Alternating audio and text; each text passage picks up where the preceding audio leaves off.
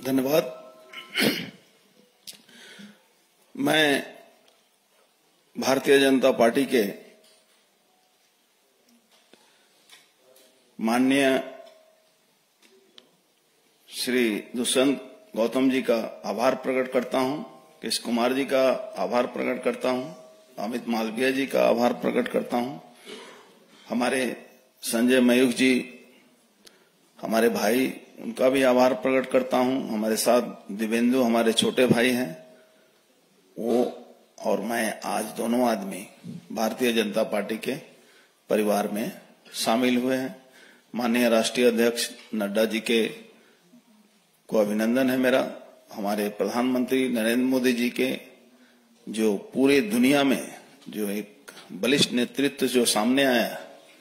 हमारे अमित शाह जी जो home minister हैं, पूरे देश के अंदर जिस तरह से देश को मजबूत बनाने के लिए जो कार्य है, सभी कार्यों को सामने रखते हुए उसी प्रेरणा से प्रेरित होकर मैं बीच में 19 में जब सांसद हुआ था,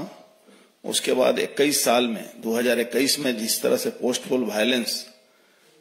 के बाद पूरे बंगाल में जिस तरह से अत्याचार, जुल्म, गुंडागर्दी, राहजनी, हजारों कार्यकर्ताओं की नौकरी जिस तरह से चली गई, 50 से ऊपर लोगों की हत्या हुई, सुप्रीम कोर्ट ने आदेश दिया, वहां सीबीआई की इंक्वायरी शुरू हुई। उस पोस्ट पोल वायलेंस में हमारे क्षेत्र में सबसे ज्यादा, सबसे अधिक लोगों को झेलना पड़ा और उसी अत्याचार के तहत अपने ऊपर तो अत्याचार हुआ, उसको मैं किसी भी तरह से झेल रहा था, लेकिन कार्यकर्ताओं को बचाने के लिए कुछ दिन तक मुझे थोड़े से समय के लिए पार्टी से थोड़ी दूरी बनानी पड़ी। कार्यकर्ता जिस तरह से मारे जा रहे थे, हत्या हुई थी और बहुत मुश्किल से उनके लिए रोजी रोटी की व्यवस्था हमारी पार्टी भी कर रही थी और थोड़े बहुत सामर्थ्य में मैं भी कोशिश कर रहा था। लेकिन मैंने ये देखा कि सरकारी तृणमूल पार्टी जो पश्चिम बंगाल की है, जो तृणमूल की सरकार जो वहां है, उसको कोई मतलब नहीं है। वो सिर्फ और सिर्फ पुलिस और गुंडों के बल पर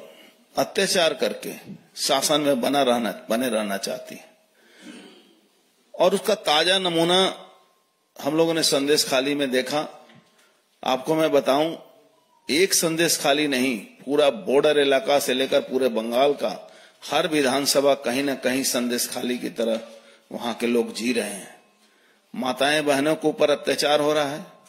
आप प्रतिबाद नहीं कर सकते हैं, आप किसी को बोल नहीं सकते हैं, आपकी एफआईआर नहीं लिखी जाएगी, आपका कोई कंप्लेन नहीं लिखा जाएगा। इस तरह का अत्याचार शायद ही दुनिया में, भारतवर्ष में तो छोड़ दीजिए, दुनिया में कहीं आपको देखने को नहीं मिलेगा। और भारतीय जनता पार्टी के परिवार को जो नेतृत्व है, उनको मैं अभिनंदन करता हूं कि मैं जो थोड़े समय के लिए मैं सक्रियता मेरी भारतीय जनता पार्टी के साथ नहीं थी, उसके बावजूद भी मैं जब संदेश खाली की घटना के बाद बहुत उत्तेजित होने के कारण मैं जब पार्टी से संपर्क किया कि इस तरह से चुपचाप बैठा नहीं जा सकता है, हमारे लिए हम प्रतिवाद भी नहीं कर सकते हैं, हम बोल भी नहीं सकते हैं, हम फिर से भारतीय जनता पार्टी में अपना योगदान देना चाहते हैं। अगर आपका आशीर्वाद रहे तो निश्चित रूप से नरेंद्र मोदी जी जो हमारे प्रधानमंत्री हैं, जिस तरह से पूरे भारतवर्ष को आगे ले जा रहे हैं, बंगाल में अगर इस कुशासन से मुक्ति पाना है तो एकमात्र रास्ता है हमारे प्रधानमंत्री जी,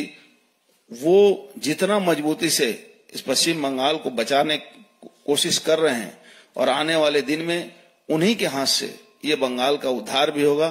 और इस अत्याचारी शासन का अंत भी होगा, जहां प्रशासन और गुंडे एक साथ मिलकर अपराध को अंजाम देते हैं। और जिस तरह से नरेंद्र मोदी जी का आशीर्वाद मिलने के बाद पूरे दुनिया के लोगों ने संदेश खाली की घटनाओं को देखा। वहां के हमारे कार्यकर्ता, हमारी माताएं बहनों ने जिस तरह से प्रतिवाद किया,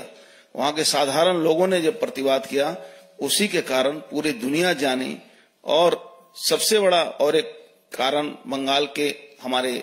जो मतुआ भाई हैं, हमारे जो नमोसूद्रो भाई हैं, जिनको सीए का जो कानून लागू हो गया, उससे पूरे क्षेत्र में एक उनको रिकॉग्नाइज हुआ कि नहीं, वो आज रिफ्यूजी नहीं है। इन तमाम बातों को हमारे नरेंद्र मोदी जी जो प्रधानमंत्री हैं, उनके बदौलत ये संभव हुआ है, जिसका प्रतिवाद आप जानते हैं वहां के सरकार, वहां के मुख्यमंत्री सीधे तौर पर करती हैं। उनको बरगलाया जाता है, उनको झूठ कहा जाता है। इन तमाम बातों को सामने रखते हुए जब हम लोगों ने महसूस किया कि इस शासन को अंत होने में एकमात्र एक ही नेतृत्व सफल हुए, जो है नरेंद्र मोदी जी, और इसीलिए भारतीय जनता पार्टी के परिवार में मैं फिर से शामिल हुआ। और आभार व्यक्त करता हूं हमारे तमाम नेताओं को, जिन्होंने मुझे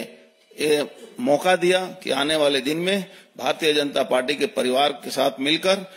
बंगाल की जनता की मुक्ति के लिए जो लड़ाई नरेंद्र मोदी जी कर रहे हैं, हमारे प्रधानमंत्री जी कर रहे हैं, उस लड़ाई को हमारी पार्टी कर रही है। उस लड़ाई में छोटा सा भी अगर भी सहयोग मैं दे सकूं तो अपने जीवन को मैं धन्य महसूस करूंगा। धन्यवाद।